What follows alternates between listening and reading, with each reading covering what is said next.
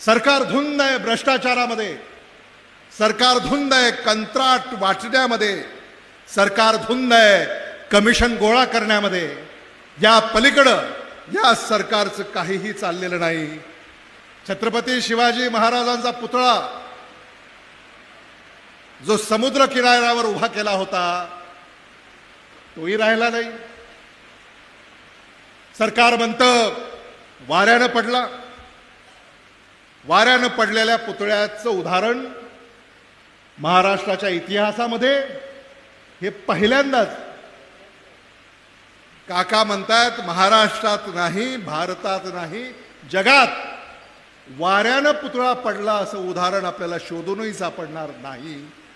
हे सरकार आपली चूक, आपलं पाप झाकण्यासाठी महाराष्ट्राचं आराध्य दैवत छत्रपती शिवाजी महाराज